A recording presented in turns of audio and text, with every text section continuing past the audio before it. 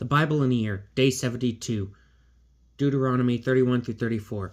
When Moses had finished speaking these words to all Israel, he said to them, I am now 120 years old, and am no longer able to go out and come in. Besides, the Lord has said to me, do not cross this Jordan. It is the Lord your God who will cross before you. He will destroy these nations before you, that you may dispossess them. It is Joshua who will cross before you, as the Lord promised. The Lord will deal with them just as he dealt with Sihon and Og, the kings of the Amorites, and with their country when he destroyed them.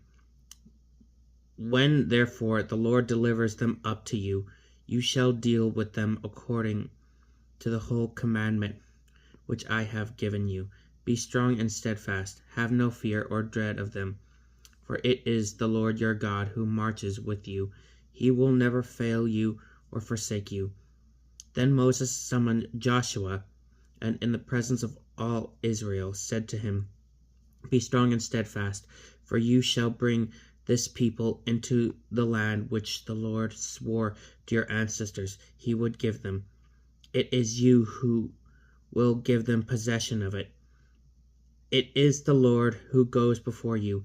He will be with you and will never fail you or forsake you. So do not fear or be dismayed. When Moses had written down this law, he gave it to the Levitical priests who carry the ark of the covenant of the Lord, and to all the elders of Israel.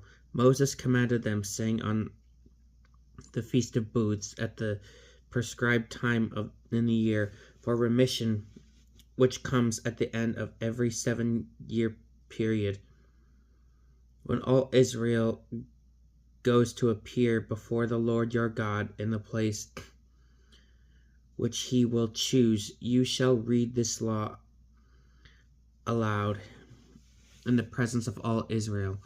Assemble the people, men, women, and children, as well as the resident aliens who live in your communities, that they may hear and so learn to fear the Lord your God, and to observe carefully all the words of this law.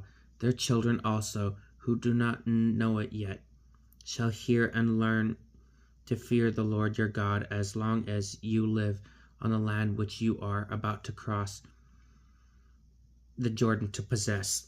The Lord said to Moses, the time is now approaching for you to die. Summon Joshua and present yourselves at the tent of meeting, that I may commission him. So Moses and Joshua went and presented themselves at the tent of meeting. And the Lord appeared at the tent in a column of cloud. The column of cloud stood at the entrance of the tent. The Lord said to Moses, soon you will be at rest with your ancestors, and then this people will prostitute themselves by following the foreign gods among whom they will live in the land they are about to enter. They will forsake me and break the covenant which I made with them. At that time my anger will flare up against them. I will forsake them and hide my face from them. They will become a prey to be devoured, and much evil and distress will befall them. At the time they will indeed say, it is not because our God is not in our midst that these evils have befallen us. Yet I will surely hide my face at the time because of all the evil they have done in turning to other gods. Now write out this song for yourselves. Teach it to the Israelites and have them recite it, so that this song may be a witness for me against the Israelites. For when I have brought them into the land flowing with milk and honey, which I promised on oath to their ancestors, and they have eaten and are satisfied, and have grown fat, if they turn to other gods and serve them, despising me and breaking my covenant, then will great evil and distress befall them. This song will speak to them as a witness, for it will not be forgotten if their descendants recite it. For I know that they are inclined to do even as at the present time, before I have brought them into the land which I promised on oath. So Moses wrote this song that same day, and he taught it to the Israelites. Then he commissioned Joshua, son of Nun, and said to him, Be strong and steadfast, for it is you who will bring the Israelites into the land which I promised them on oath. I myself will be with you. When Moses had finished writing out on the scroll the words of this law in their entirety, Moses gave the Levites, who carry the ark of the covenant of the Lord, this order. Take this book of the law and put it beside the ark of the covenant of the Lord your God, that there it may be a witness against you. For I already know how rebellious and stiff-necked you will be. Why, even now, while I am alive among you, you have been rebels against the Lord. How much more, then, after I am dead? Assemble all your tribal elders and your officials before me, that I may speak these words for them to hear, and so may call heaven and earth to witness against them. For I know that after my death you are sure to act corruptly, and to turn aside from the way along which I commanded you, so that evil will befall you in time to come, because you have done what is evil in the Lord's sight, and provoked him by your deeds. Then Moses recited the words of this song in entirety for the whole assembly of Israel to hear. Give ear, O heavens, and let me speak. Let the earth hear the words of my mouth. May my teaching soak in like the rain, and my utterance drench like the dew, like a downpour upon the grass, like a shower upon the crops. For I will proclaim the name of the Lord. Praise the greatness of our God. The rock, how flauntless are his deeds, how right all his ways. A faithful God without deceit, just and upright is he. Yet his degenerate children have treated him basely, a twisted and crooked generation. This is how you repay the Lord, so foolish and unwise a people. Is he not your father who begot you and established you? Remember the days of old, consider the years of generations past. Ask your father, he will inform you, your elders, they will tell you.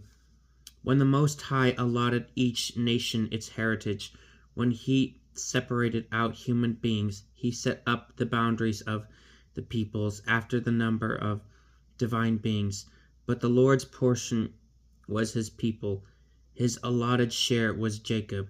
He found them in a wilderness, a wasteland of howling desert.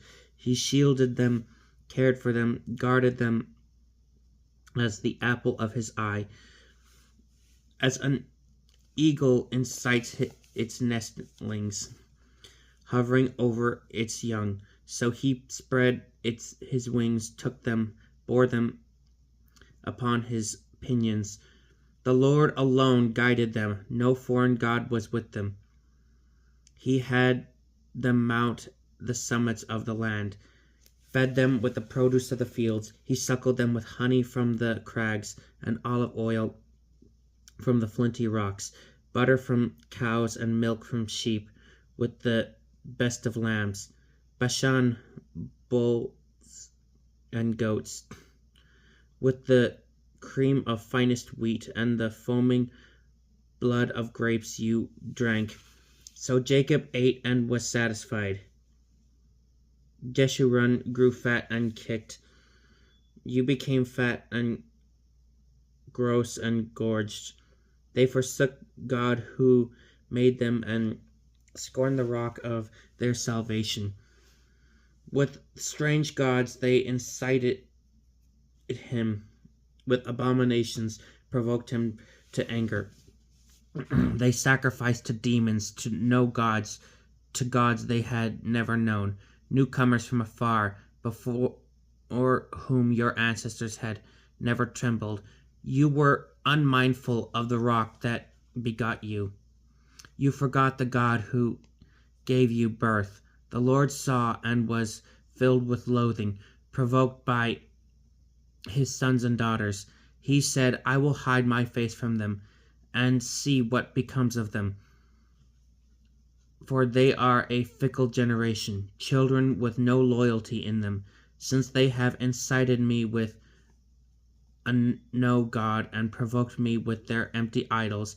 I will incite them with a no people, with a foolish nation I will provoke them.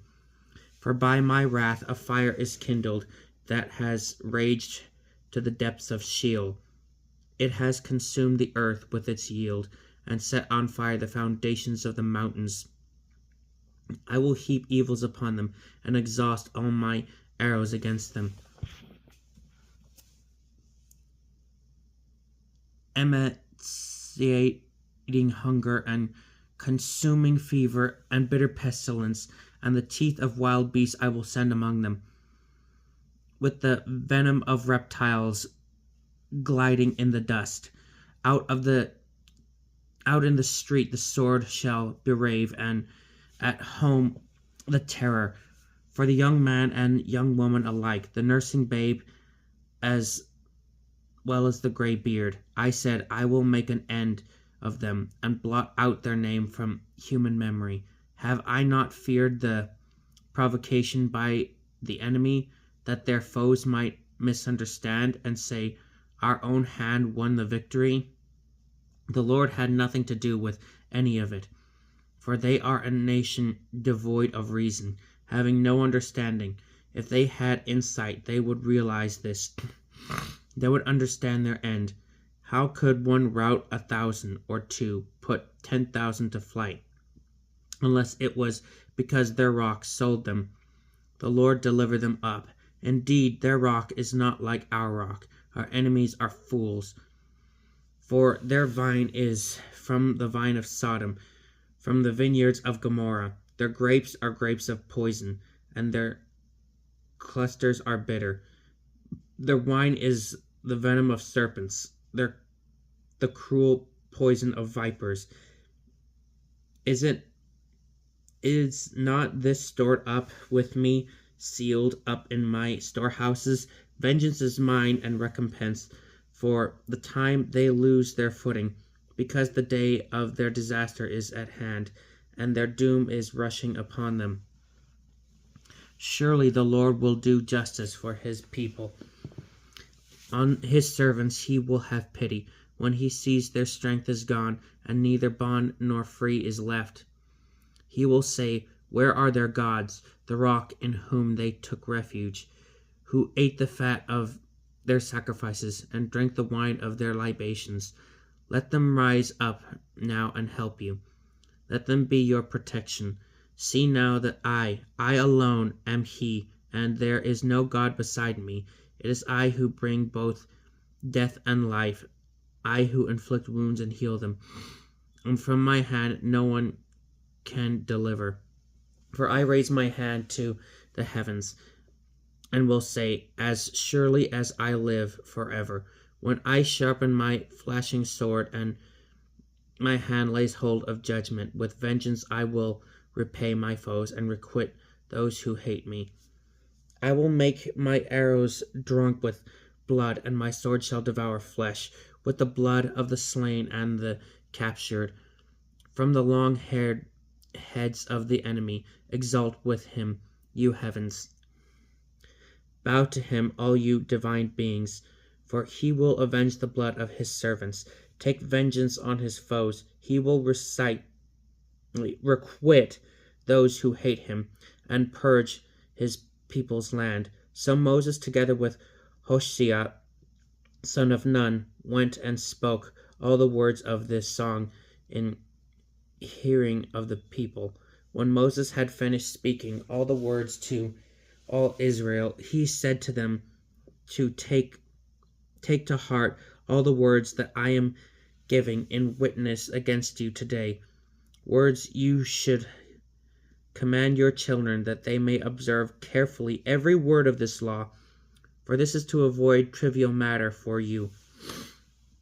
This is no trivial matter for you, but rather your very life, by this word, you will enjoy a long life on the land you are crossing the Jordan to possess. On that very day the Lord said to Moses, Ascend this mountain of the Abarim, Mount Nebo in the land of Moab, facing Jericho, and view the land of Canaan, which I am giving to the Israelites as a possession. Then you shall die on the mountain you are about to ascend, and shall be gathered to your people, just as your brother Aaron died on Mount Hor, and there was gathered to his people, because both of you broke faith with me among the Israelites at the waters of Meribah Kadesh in the wilderness of Zin. You did not manifest my holiness among the Israelites. You may indeed see the land from a distance, but you shall not enter that land which I am giving to the Israelites.